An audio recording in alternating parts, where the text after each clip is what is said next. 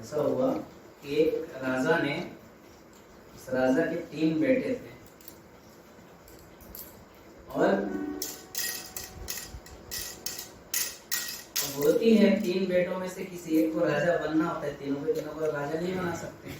ऐसा बंटवारा तो वहां चलता नहीं है कि राजा बांट लो, आधा आधा संपत्ति, आधा का तुम राजा बन जाओ, आधा का। ऐसा तो पहले होता नहीं था। अब तीनों में से राजा ये नहीं चाहता था कि कोई बड़ा होने के नाते उस राज्य का राजा बने। वो चाहता था कोई योग्य, तीनों में से जो सबसे ज्यादा योग्य हो वो राजा, दूसरा राजा।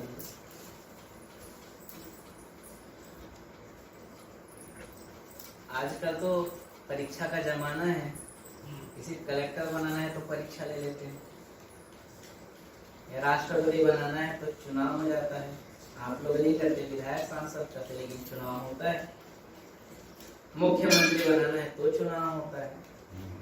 ये भी कहीं ना कहीं चुनाव के चयन करने का एक तरीका है। चाहे चुनाव हो, चुनाव भी राजनीतिज्ञों के लिए, नेताओं के लिए किसी परीक्षा से कम नहीं होता है। बहुत गहरी परीक्षा है उनके लिए। असली पीड़ा उस दिन उनको महसूस होती है।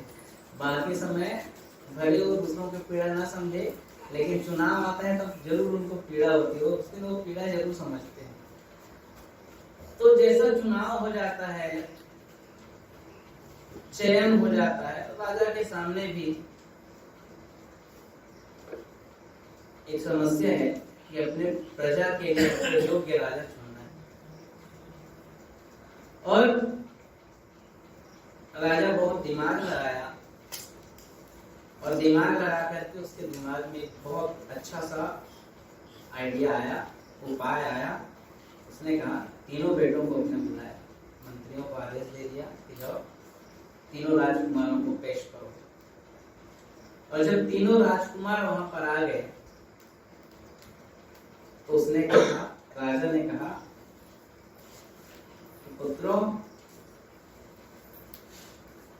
जन्म देने के पश्चात मैंने तुम्हारा पालन पोषण, जहां तक मैं समझता हूँ, जितना मुझसे हो सकता है, मैंने अपनी सीमा के अनुसार अच्छे से अच्छा आपका पालन पोषण करने का प्रयास किया है। और मैं जानना चाहता हूं कि मेरे द्वारा दी गई हुई शिक्षा, मेरे द्वारा दिए हुए संस्कार और मेरे पालन पोषण का कैसा परिणाम तुम सब में आया है, मैं उसकी परीक्षा लेना चाहता हूं। ये नहीं कहा कि मैं राज्य के लिए राजा चुन रहा हूं। उसने यही कहा कि मैं आप सबकी क्या लेना चाहता हूँ, परीक्षा लेना चाहता हूँ। और सभी राजकुमारों ने पूछा, पिताजी बताइए कौन सी परीक्षा हम सबको देनी है। हम सब तैयार हैं उस परीक्षा के लिए। हम सब आपकी उम्मीदों पर खरा उतरना चाहते हैं। तो आप जल्दी से जल्दी हमें परीक्षा बता दीजिए, क्या लिखना है, क्या पढ़ना है। तो राजा ने कहा कि ये कोई लिखाई पढ़ाई का नहीं है, ये जीवन के व्यवहारिक ज्ञान की परीक्षा है, जो आपके जीवन में हर समय काम आने वाला। राजकुमारों ने कहा, ठीक है, आप वो भी बता दीजिए। तो राजा ने कहा, मैं तुमको एक एक सेनापति या एक एक तुम्हारे साथी आप सबको देता हूं, आप सबके लिए, तीनों राजकुमारों। आपको करना ये है, आपको बगीचे में जाना है और वहां से फल तोड़ करके लाना है। एक थैला उसने दे दिया, और क्या बोलते हैं आप, हमारे तरफ बोरी बोलते हैं, बोरी बोरी बोलते हैं ना, क्या वो बोरी दे, हाँ, बोरा उसने। अच्छा, पेट भरना, उसको ऊपर से बांध देना, भरा होना चाहिए। और मैं देखना चाहता हूं कि कौन अच्छा लाता है, जल्दी लाता है। ये तुम अपना अपना साथी चुन लो, एक एक साथी आप ले जाइए। साथी कुछ नहीं करेगा, साथी आपका केवल बोरी पकड़ने में ही सहायता करेगा, उससे ज्यादा कुछ नहीं करेगा। वो ये भी नहीं कहेगा कि कौन सा फल आपको तोड़ना है, कौन सा नहीं तोड़ना है, बस इतना ही कहेगा। इतना ही करेगा कि आपके जब आप फल तोड़ोगे तो वो बस पकड़ के तैयार है। सभी राजकुमार वहां से विदा हो गए और चले गए अपना अपना परीक्षा देने। अपना अपना राजा का आदेश है और राजा का आदेश को पालन करना ही पड़ेगा, भले ही उनके पिता हो। उस समय ये तो नहीं कह सकते कि मेरा मन नहीं है करने को, आप मेरे पिता हो, मैं क्यों जाऊं। तो सारे के सारे पुत्र निकल गए। पहला पुत्र गया और उसने कहा, थोड़ा सा आलसी किस्म का आदमी था, काम धाम में उसका मन नहीं लगता था, पढ़ाई में भी शुरू में उसका मन नहीं लगा था, अब भी उसका मन चंचल है। वो सोचता है पिताजी इतने काम का है, सारे राज्य की जिम्मेदारी निभा रहे हैं, तो कोई देखेगा मैं क्या भर रहा हूँ थैला में या बोरी। उनके पास इतनी भी फुर्सत है कि कभी वो खोल के देखेंगे। उसको मतलब है किससे बोरी भरा हुआ दिखना चाहिए। क्या दिखना चाहिए? बोरी भरा हुआ दिखना चाहिए। तो उसने उठाया, बस जो पाया ईंट पत्थर उठाया भर दिया उसको, भर दिएगा। तो भरा हुआ ये ना बोले कि मुझे भरा हुआ दिखना चाहिए राजा, ये पैक बंधा हुआ भरा हुआ दिखना चाहिए। अब जल्दी जाना है, उसने क्या उपाय अपनाया, इसको बोलते हैं चालाक, होशियार। लेकिन इसके लिए एक और शब्द है धूर्तता।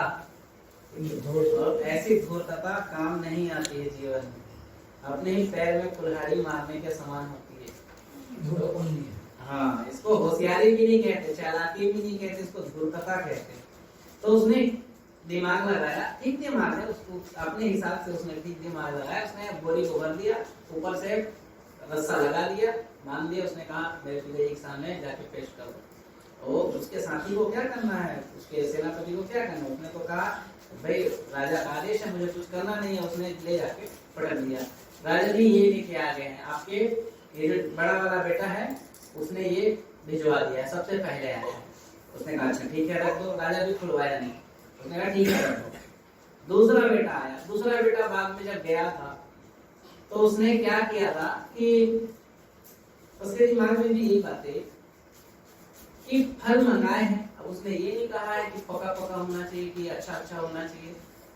तो उसने जो उसके हाथ में आया, कच्चा पक्का सड़ा गला सब उसने भर दिया वही।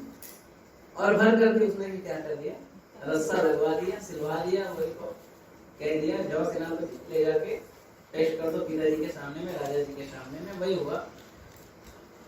दूसरा जो बेटे है, दूसरा राजकुमार है, उनका सेनापति आया और कहा कि राजन आपके जो मंझले वाले बेटे हैं उसका ये बोली तैयार है।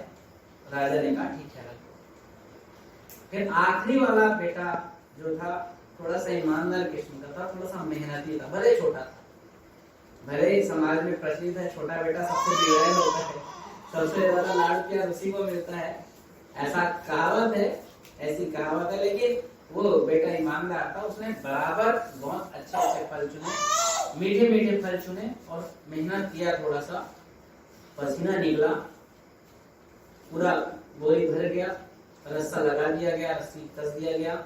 और उसने भी आप वो खुद गया अपने पिताजी के पास और कहता पिताजी आपके आदेशानुसार मैं एक बोरी फल ले आया। पिताजी ने कहा ठीक है वहां रख दो, सबका सामान दोनों बेटों का वहां पे रखा हुआ है, आप भी रख दो। और कल सुबह तीनों के तीनों एक साथ उपस्थित होना 7 बजे, सुबह 7 बजे। उनके जो सेनापति चुने थे, उनके साथी चुने थे तीनों राजकुमारों को, कि उनको भी बता दिया गया कि इन तीनों राजकुमारों को आपको यहाँ पर सुबह 7 बजे पेश करना है। अगली सुबह हुई, तीनों के तीनों राजकुमार पेश हुए और राजा जी से निवेदन किए कि बताइए राजा महाराज, बताइए हमारे लिए क्या आज्ञा है, क्या आदेश है। तो राजा कहते हैं बेटा आदेश तो कुछ नहीं है, मैं चाहता हूं जो सामान तुम लाए हो उसी सामान के साथ तुमको 5 दिन की जिंदगी गुजारनी है। सारे सेनापतियों को आदेश दे दिया एक काम करो, एक एक कमरे में इसका सामान डाल दो और इनको अंदर डाल दो। सारे वहां पे बाथरूम वगैरह टॉयलेट वगैरह है, इसको निकलना नहीं है, जो आए है वही खाएंगे और 5 दिन बिता के निकलेंगे। आप कल्पना कर सकते हैं पहला ईंट पत्थर वाला क्या खाया होगा, जब निकला तब तो उसकी हालत खराब नहीं होगी। दूसरा वाला कुछ अच्छा था कुछ खराब था, तो जितना अच्छा था उसको खा लिए, लेकिन उसकी भी पाली ढीली हो गई थी जब निकली तो। तीसरा वाला बेटा एकदम साफ सुथरा था, हट्टा कट्टा था, मजबूत था। और आप लोग सब नतीजा जान गए हैं। बहुत राजा बहुत खुश होकर के अपने छोटे बेटों को उस राज्य का क्या घोषित किया गया, भावी राजा घोषित। ये कहानी, ये दृष्टांत हमारे कर्मों जो हमारे द्वारा किए जाते हैं उसके लिए बहुत अच्छा संकेत है। ये बतलाता है कि हम अपने जीवन में क्या अर्जित कर रहे हैं, क्योंकि यही कहीं ना कहीं ऊपर आजकल में अंत में यही काम है और क्या काम है। जो अच्छा कमाई किया है उसका अच्छा परिणाम मिलेगा, और जिसने जैसे तैसे किया है उसका जैसे तैसे परिणाम मिलेगा। यही है वो भजन जब हम गा रहे थे ना, अच्छे किए थे कर्म तूने पाया मानुष तन, अब पाप में डूबा है क्यों मूर्खी है तेरा मन। ये पाप की नैया तुझे एक दिन डुबोएगी, और जिस दिन डुबोएगी न सोना काम आएगा न चांदी आएगा। खाली धन को इकट्ठा करने में मत दौड़ना, किसी पल के लिए ही पूरे प्राण को न्यौछावर मत करना। ये भी नहीं कि प्रतिष्ठा ही जीवन का सार है, वो भी छूट जाता है। शरीर के साथ ही धन है, शरीर के साथ ही पद है, शरीर के साथ ही प्रतिष्ठा है, सारी चीजें एक साथ छूट जाती है जब शरीर छूट जाता है। इसलिए उस चीज की भी कमाई हमको करते रहना चाहिए जो हमारे साथ जाता है। और क्या हमारे साथ जाता है, तो हमारे साथ जाता है हमारे अच्छे संस्कार।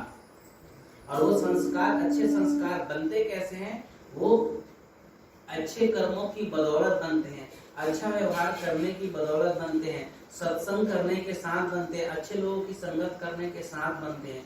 क्योंकि जब हम अच्छी संगत करते हैं तो हमारे विचार, हमें अच्छे विचार पैदा होते हैं।